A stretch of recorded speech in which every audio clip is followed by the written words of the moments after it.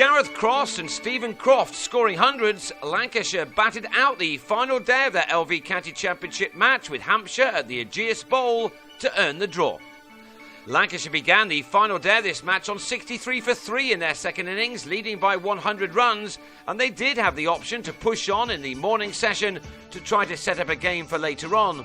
However, the loss of 3 early wickets on the previous evening had probably scuppered their hopes of trying to force a result, with the first thought now being that they didn't lose any more early wickets to give their opposition a chance. Both Carl Brown, who resumed his innings on 26, and Andrea Agathangalu ensured that didn't happen as they took their partnership to 99 in 35 overs, using up the first 18 overs of the last morning to ensure that their side were batting themselves into an unassailable position. These boundaries came with minimal effort from both batsmen. That meant Brown was able to record his third 50 of the championship summer inside the first hour of the day. He'd batted with a great deal of comfort as he got to his mark of his 114th delivery. He'd struck 9 fours in that and had pretty much made sure in doing so that his side was not going to lose this contest. Agathangalu had a magnificent match and deserved to add a 50 to the 121 he made in Lancashire's first innings, but a run shy of that, he firmly slashed a cut off Sean Irvine to George Bailey at point. 4 overs later, and Brown was also out, strangled down the leg side off Irvine after making 58. He departed half an hour before lunch with his side on 137 for 5, the lead standing at 174. So it was left to Cross and Croft to bat their side to absolute safety, with both making the most of the rather unpressurised situation throughout the afternoon. First, they made sure that Hampshire were not gifted a way back into this game, a game which Lancashire were dominating until Bailey and Danny Briggs just about restored parity on the previous afternoon.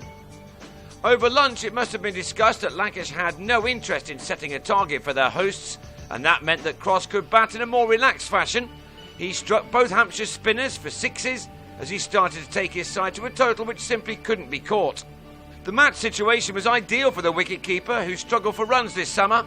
Before this innings, he'd made only 97 runs in 7 innings, but here he was able to complete his first 50 of the season off 106 deliveries, an innings containing those 2 6s and 5 other 4s.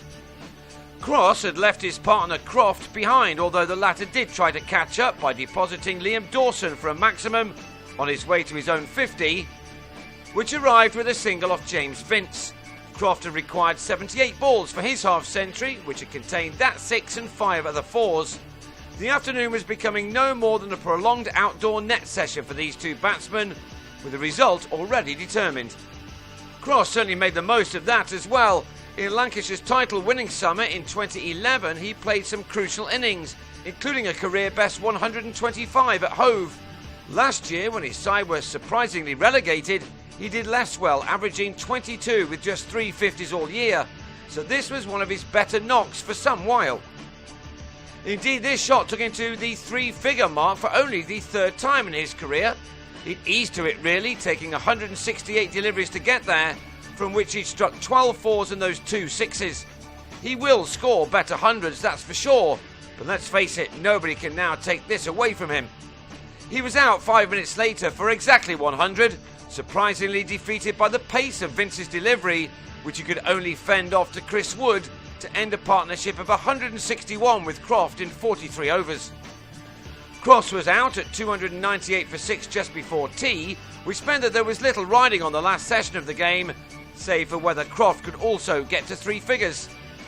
That he did, as Hampshire rather gave up with the serious stuff in the last session, with Michael Carberry trying some impressions. They would not have been too happy with Lancashire's approach on the final day, although it was one which keeps Lancashire right in the promotion mix. They ended the day on 373 for 6, taking 8 points, the same as their hosts.